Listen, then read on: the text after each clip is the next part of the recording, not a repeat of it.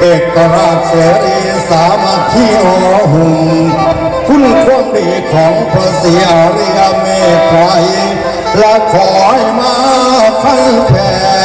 ตุ้มคนไทยไว้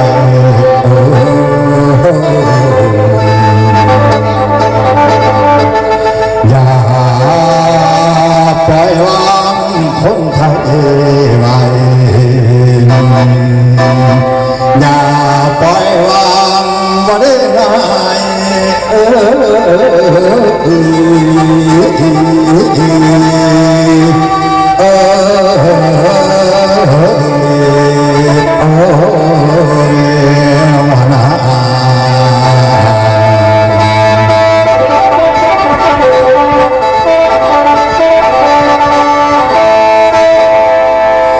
แล้วบัดนี้ผมสิบอกข่าว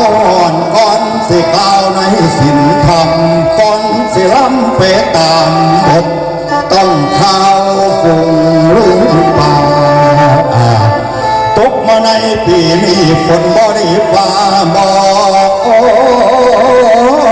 ลูกวงผู้ใดน่าคงอ้วนสิพอได้ดอกเดียวเลยมันเต็มที่แต่ชาวบ้านอีสานเนามันอ้าวอ้างรังลงไปรับจ้างทั้งเมืองตั้งดอกไฟกุ่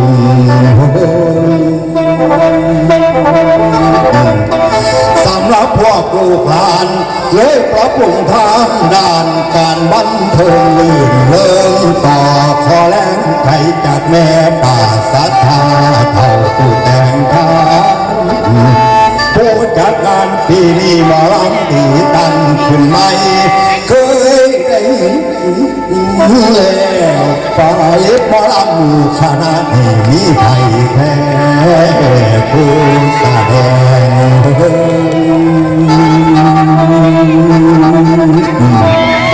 ลุงไงลุงผมสิบอกแก่งบ่เบาลายทางตัวบ่แม่งมาคุยหยวกให้เสื้อคำโอ้ยคันผมว้าวจัดเอาดาราเหี่ยวมาเป็นเกี่ยวคือเสื้อขาวแต่ดาวระยับฟ้าเอามาเข้าดอกหัววงออกอากาศตุกโป่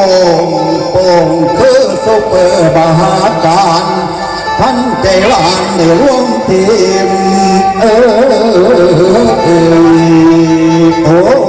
ยพวกลุงสาวขันดาวโตหวังสิโชว์ถึงงานเอาผลงานมาเผยแพร่กระทงที่ปุกิดแก่สองแห่งเข้าซอยกัน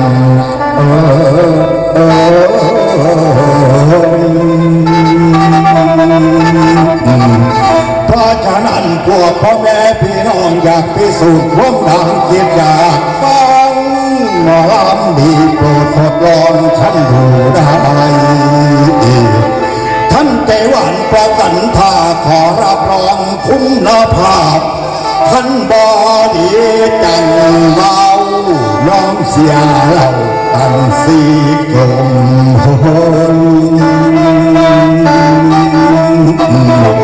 พี่น้องเอ๋ยท่านบ่ถมคุยโมเสียเราโทษตั้งสีองค์เช่าคณะได้ตกลงมาเป็นท่ารับใช้รับรองให้โคสุแล้ว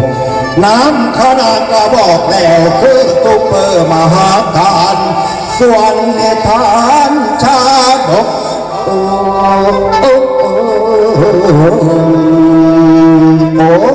ยเพิ่นออกมาตำลาเขาพูดสามเป่าในทานนี้บอกเคยมีคันไทยว่างนี่ท่านพระสัมมาเที่ยวสงสารโลกใต้เพิ่นเที่ยวใช่ดอกไส้ต่ำพอลุง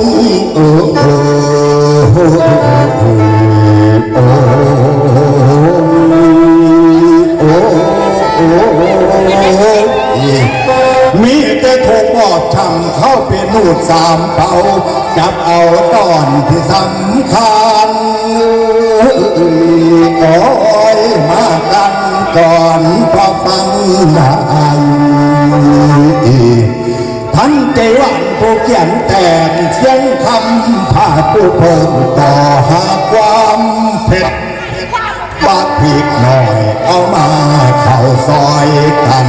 โอ้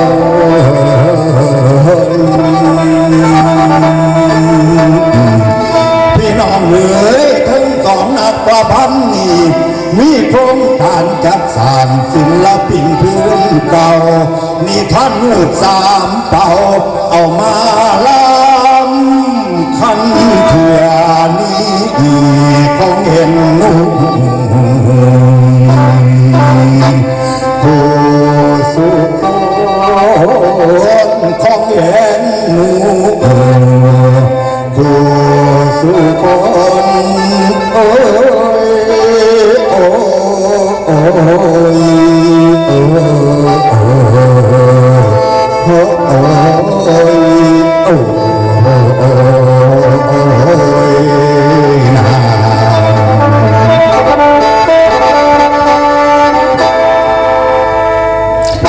สุขสบายดีครับขอให้ท่านผู้เรารับฟัง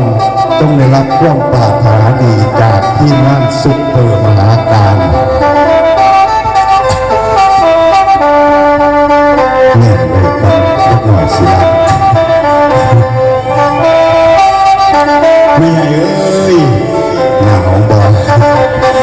ผู้ขาขึ้นหนาว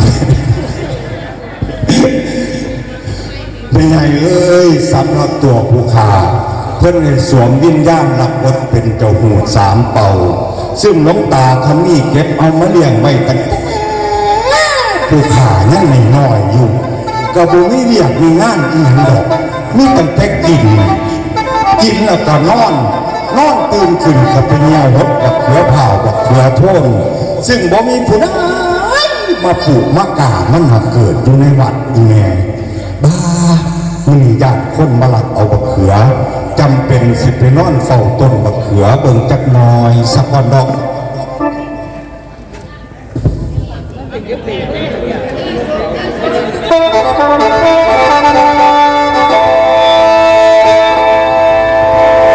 อมละรวยมหาละรวยผู้ขาเสกใส่แป้งแล้วสิเป่าไปตามลมองค์ข้าถารินทองของสัมมาพระโคดมสิจนห่วยโอ้ยดอกหุ่นกลาถ้าถาทำสุดสิ้นลิ้นทองกาละเวกเสกมนต์ขังใส่ปูเท่าหอดยามเศร้ายาสุตีนโหยฟังแล้วมิดอีติ่งลืมเกี่ยวมาพันยาออกกุตโตสิมมาลีโอ้โอ้โอ้โอ้โอ้โอ้ยให้ก็กวมดอกคุ้มกันคือถูกวานนะจังรังคุณผู้ฟังอย่าเล่าง่วงนะปิดโจโมปิดดานปิดตะวันทั้งเก่าอย่าเล่านอนจนแก่โอ้โอ้โอ้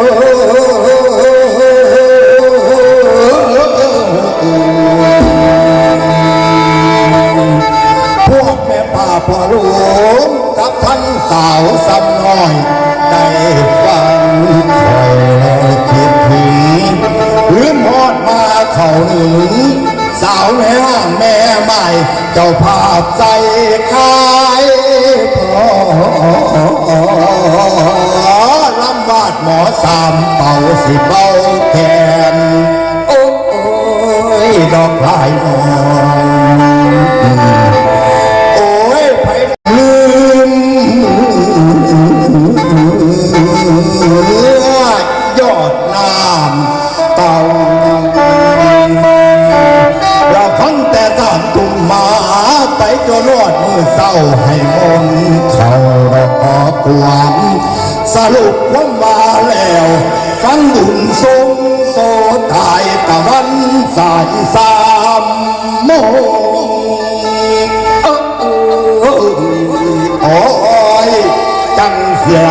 ดอกลงหาง